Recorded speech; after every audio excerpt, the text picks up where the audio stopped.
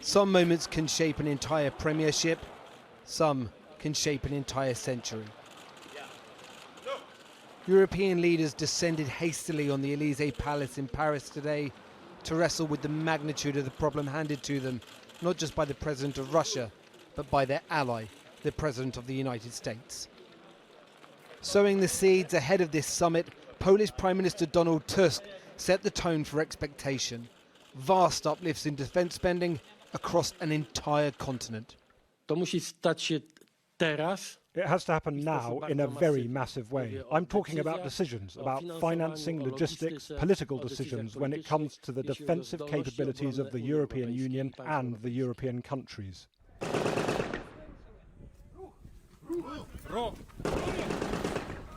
At an undisclosed location in the UK, Ukrainian troops are being trained how to fight and survive on the front lines. But despite 3 years of support from across Europe, the US has largely shut out allies from the conversations with Russia over a prospective peace deal. European leaders are peddling desperately to remain relevant, the purpose of today's summit.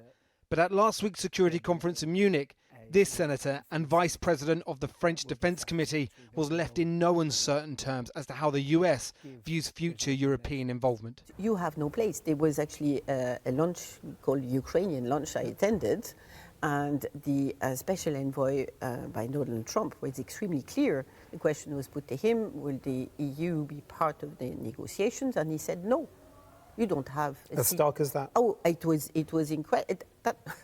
That's why I think, we actually, it's the new style. What we're getting from the boss, the Europeans do not have a place at the table.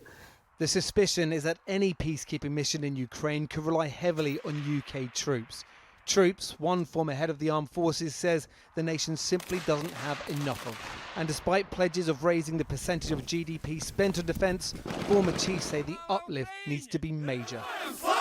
Now, 5% will never get back to 5% in any short order, but just fiddling around about, are we going to increase from 2.3% to 2.5%? That, frankly, just doesn't fill the potholes in. It doesn't touch the sides. There's got to be an increase in this country to more like 3 to 3.5% over the next 5 years or so. And that money's got to be spent wisely and sensibly. And certainly, if the Prime Minister is thinking of committing a British ground force to a peacekeeping operation in Ukraine, we're going to significantly have to increase defence spending and do it pretty quickly. The feeling now among many, the very foundations of NATO itself have been shaken. So if Russian tanks rolled into Estonia tomorrow, would you have absolute confidence that Donald Trump, as a NATO partner, would be standing shoulder to shoulder with Estonia, with the rest of Europe? At this point in time, no. The post-Soviet era has been defined by Western nations reaping a peace dividend. The message from today's summit is clear. The dividends have dried up. It's increased investment that's needed now. Last week there was disbelief among EU leaders and diplomats. This week there is a dawning realisation rippling across the continent that the world they find themselves in now is very different to the world of just 7 days ago. And the moment we're told that has crystallised this for them was the Munich Security Conference at the end of last week. Not the big set-piece speeches by the likes of J.D. Vance, the US Vice President, but the countless smaller conversations that politicians, diplomats were having on the corridors and side rooms with members of Donald Trump's team. What they heard, they told us, was a unified message, that this wasn't just hyperbole, that Donald Trump's vision of the world is very different to anything they've heard from the US president since the formation of NATO in 1949. The problem they face now is that, well, to spend more on defence, that money's got to be found from somewhere. That's not just a problem in the UK, but across Europe. And second of all, you might decide today that you want to spend more on defence, but acquiring defence equipment and training personnel takes a lot of time. And despite what we've heard from the summit that was hastily organised today, what we haven't heard from anyone is how they solve either of those two problems. Paul McNamara in Paris. Well, in the last few minutes, the Prime Minister has spoken in Paris. Here's what he said. To consider committing British forces on the ground alongside others if there is a lasting peace agreement.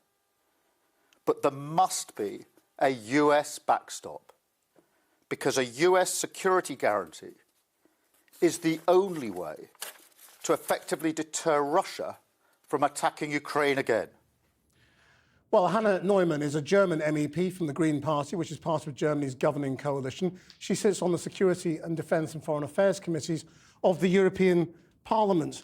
What was the point of this meeting when the real talk is going on in Saudi Arabia? Well, first of all, good evening from Brussels to you and all those that are listening in or watching in.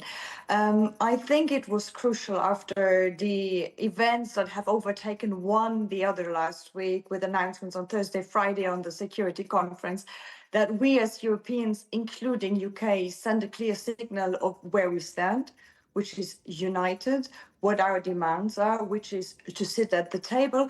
Because if I listen to the colleagues from the US at the Munich Security Conference, we have received a lot of very different messages. And I think in all of this chaos, it is good that the European Union and UK send a clear message what their position is. And that was the intention today, I think, coming out of this meeting in Paris. It's only united up to a point, though, isn't it? I mean, you know, is Germany, for example, prepared to even match what Keir Starmer is saying, both about increased defence spending and putting peacekeepers on the ground in Ukraine?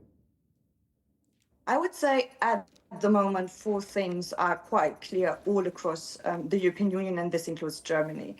The first one, there will be no negotiations on the future of European security and the future of Ukraine without Ukraine and the European Union on the table. And on this, we stand next to each other, step That's fast, the trouble. and we will continue to do that. There literally are negotiations going on. I mean, come on, how is that supposed to work? And even Trump should know that. You can't say, basically, Trump and Putin make a deal and the Europeans have to pay for it. That's not going to work. And even Mark Rubio announced today that whenever there will be serious negotiations, of course, Europe is going to sit at the table. So it's important we fight for that.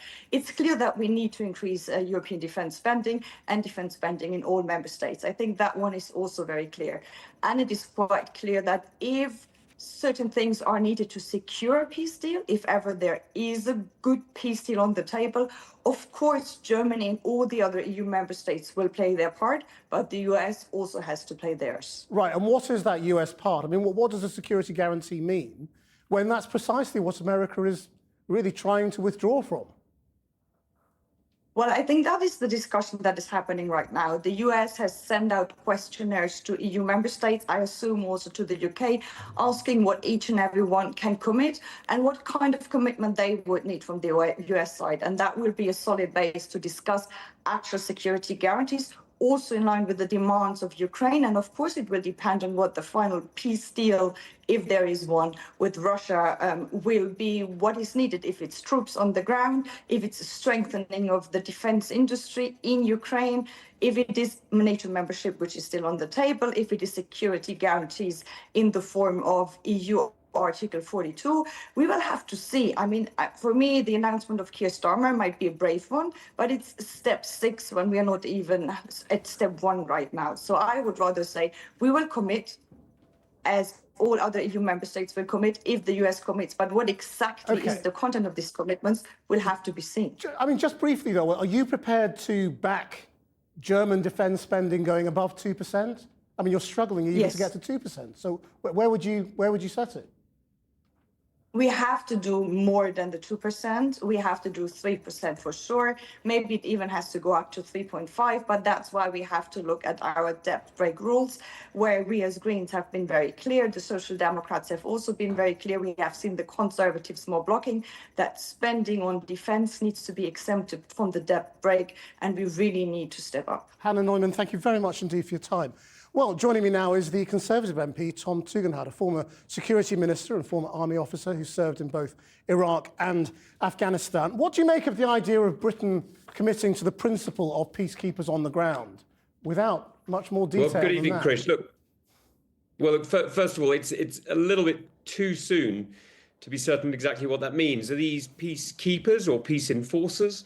How many troops are you talking about? Are they guarding a line that's agreed, or are they trying to impose a line that hasn't been?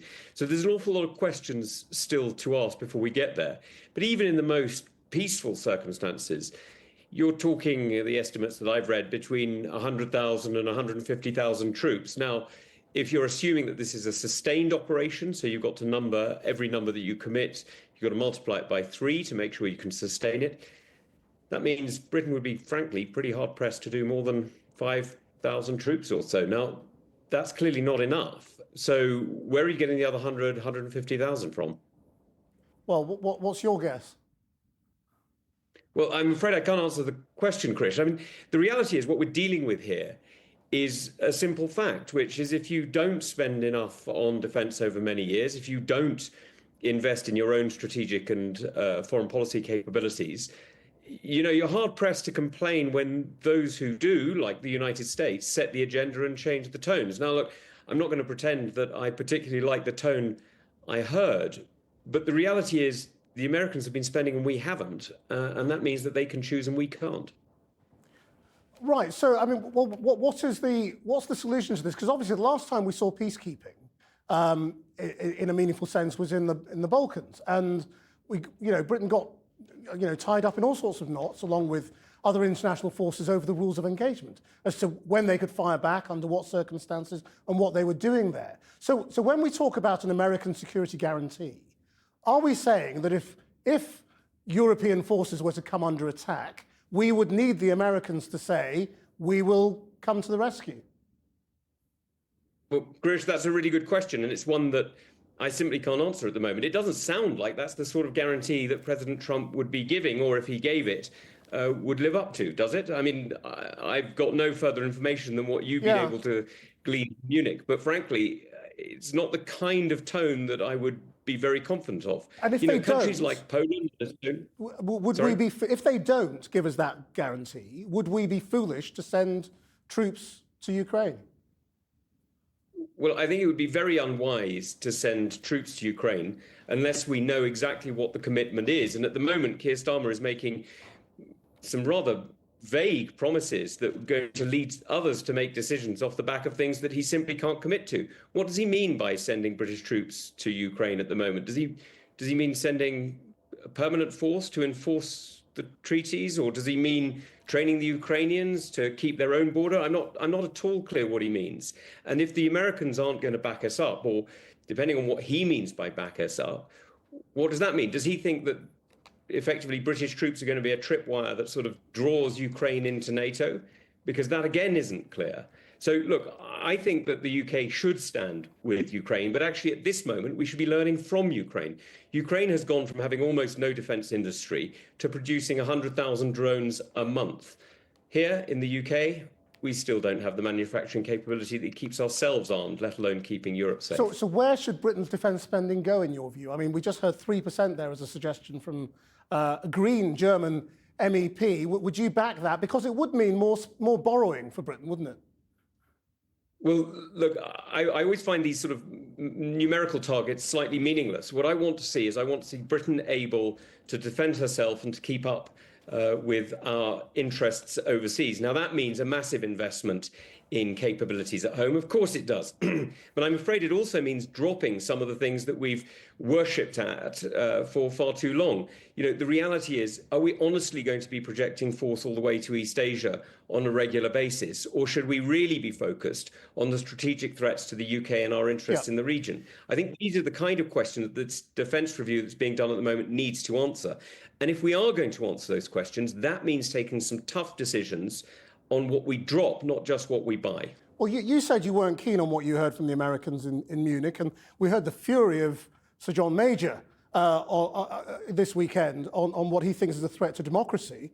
On the other hand, your party leader, Kemi Badenoch, is sounding pretty MAGA right now and sort of placing her own future at the top of the Conservative Party as sort of central to Western civilization. Which is the Conservative view? Hers or yours or John Major's? Well, Krish, first of all, John's a great man and was a prime minister about 20, 30 years ago. I mean, he's a wonderful, wonderful thinker, a great Conservative, and I'm delighted to have his contributions. Kemi is the leader of the Conservative Party, and I'm not quite sure I would have described her thinking as MAGA. I would have described it as standing up for Britain. I think she's absolutely right to do so. I think when you set out the clear challenges that the United Kingdom has today, then calling out the fact that, this is a country to be proud of. This is a country that has given many, many people around the world security and safety, my family included, and is the kind of place that actually champions values that I think many people aspire to. I think that's something deeply to be proud of. But I think she also raised a challenge, and I think it's an important one, which is what are you prepared to do to defend it? And that's the real question, that Keir Starmer is currently signing cheques that, frankly, the army could never cash. And I don't think that's responsible government at all. Tom Tugendhat, thank you very much indeed.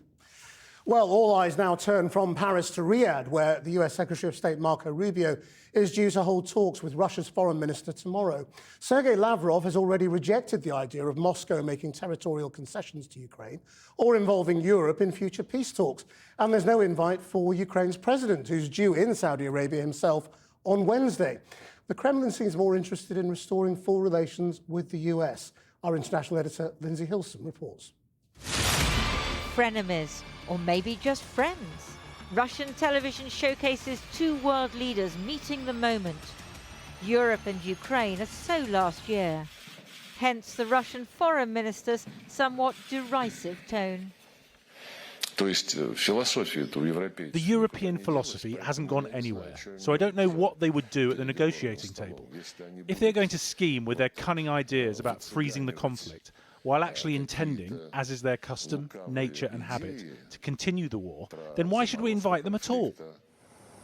The US Secretary of State landed in Saudi Arabia today for bilateral talks on neutral ground about improving the US-Russian relationship, a necessary prelude, according to the Trump administration, to negotiations aimed at bringing an end to the war in Ukraine. I can tell you that Donald Trump is the only leader in the world that could potentially begin that process. Other leaders have tried. They have not been able to do so. When he ran in his campaign and he was elected as president, one of his promises was he would work to bring an end to this conflict in a way that's sustainable and fair. Coincidentally, the Ukrainian president was next door in the United Arab Emirates, the first step on a tour of the Middle East to drum up support. He knows that President Putin will regard even preliminary talks without Ukraine in the room as a diplomatic victory. Ukraine is not participating. Ukraine knew nothing about it. Ukraine regards any negotiations on Ukraine without Ukraine as negotiations with no result. The Ukrainian foreign minister is at an arms fair in the UAE. Ukraine, Europe, and even President Trump's former advisors fear that Putin will easily get the better of a less experienced negotiator. Well, he's certainly going to try to play President Trump. So I think, Putin is a great liar, a great deceiver, and I think it's very important to remind President Trump of that and to remind him of what Putin wants most of all, which I think is sanctions relief. Remember President Trump's much vaunted summit with Kim Jong-un in Singapore in 2018. It ended up as the art of no deal. The North Koreans have since expanded their nuclear arsenal. President Biden has been blamed for America's ignominious retreat from Kabul and the chaos that ensued. But it was President Trump who said before negotiations started exactly when US troops would withdraw, thus undermining the Afghan government and signaling to the Taliban that all they had to do was wait. Today, President Xi Jinping was applauded by the titans of Chinese industry in the Great Hall of the People, and saying nothing about America, obeying the adage, never interrupt your enemy when he's making a mistake. China is fighting a proxy war using Russia to weaken the West, right? To divide Europe, to divide the United States from Europe, and to do so with a number of means, using Russia as a blunt instrument, but supporting various forms of political subversion, for example, and then using the coercive power of Chinese investments, for example. On the front line, Ukrainian soldiers are reinforcing their defenses. Most agree with President Trump. This war needs to end. Several US officials have insisted that Ukraine's sovereignty will be preserved, and this must be an enduring peace. But the very public rapprochement between Presidents Trump and Putin and the undermining of European countries makes that hard for Ukrainians to believe. So how's all this being viewed in Ukraine? Let's speak to Odessa MP Oleksiy Goncharenko. Is Ukraine really prepared to say no deal if Donald Trump turns around and says, here it is, take it or leave it? It depends what will be said. What exactly? Ukraine wants peace more than anybody else in the world. But the question is, it should be real peace and not a ceasefire. The key is security guarantees. That, I think, is a key for Ukrainian public to be completely supportive. And what do you mean by security guarantees? Do you mean American security guarantees? The best security guarantee is membership in NATO. If it's not possible, some treaty with the United States, kind of South Korea and Japan have. Yeah, that is security guarantees. If we're speaking about some boots on the ground, yeah, it's very important to have American troops stay involved in some or other way. That is security guarantees, guarantees that will prevent Russia to attack again. Because in other case, Russia will attack again. We know this absolutely for sure. I mean, Donald Trump has gone into this saying Ukraine will not get to keep all its territory from 2014. Russia has gone into this saying it's not going to give anything up. Where does that leave you? You know, we will never accept the fact that these are our territories which they occupied, our territories, that they are Russian.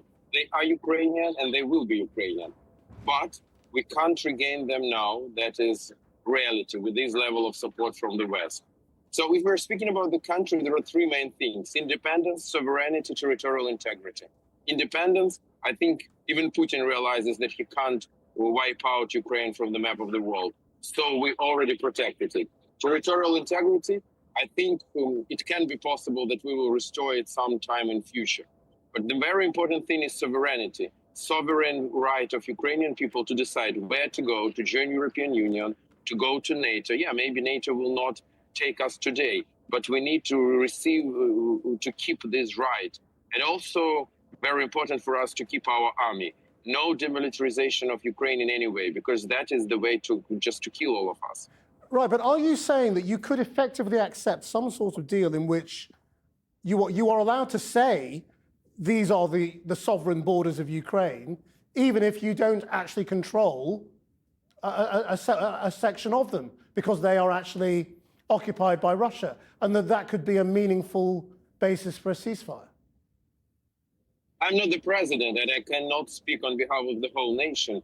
Me personally, as politician and member of the parliament, I am sure we will restore our territorial integrity. But I really understand that with this level of support from our allies, first of all, the United States of America, we just can't do it now. But it doesn't mean that we will never do this. I'm sure sometime in future we will regain the control. We will regain the control of our territories, and we will restore our territorial integrity. But is it possible to end hostilities today when still part of our territories are occupied? I think it's possible, and that's where we're moving right now. Mr. Goncharenko, thank you very much indeed. Thank you. Well, as we've heard, the Prime Minister is under growing pressure to increase defence spending from around 2.3% of GDP at the moment to at least 2.5%, and fast. But where would the money come from, given the dire state of the public finances? And would that even be enough? Our economics correspondent, Helia Ebrahimi, is here to crunch the numbers. Is the UK able to spend more? Well, as you were saying, Krish, the consequence of this new world order is that it heaps more pressure on the Chancellor, who's already trying to make her numbers add up. We knew that Labour has committed to 2.5%. What we weren't clear about is the time frame. Well, now, spending review in June, they're going to have to put their money where their mouth is. And that could mean lots more pressure for unprotected departments. This is how the IFS sees defence spending. We currently spend £60 billion. That equates to 2.3%. To get to 2.5% means an extra £6 billion. It's not insurmountable, but it means a headache at the spending review.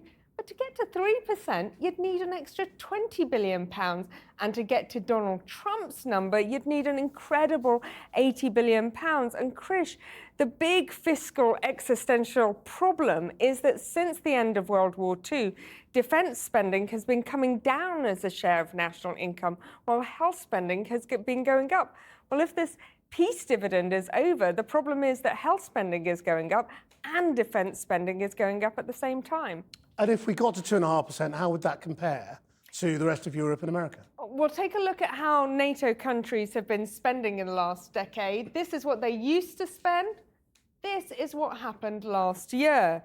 Look at how dramatically European countries have increased their funding. Poland's now spending more than 4%, but Latvia, Lithuania, Denmark doubling, in some cases tripling their allocation. The UK has increased its funding, but not as much, while the US is actually decreasing spending. Now, obviously, those big economies, in cash terms, are spending more money. And making the Chancellor's life even worse, trying to find more money, Thames Water looking like it might be going into administration.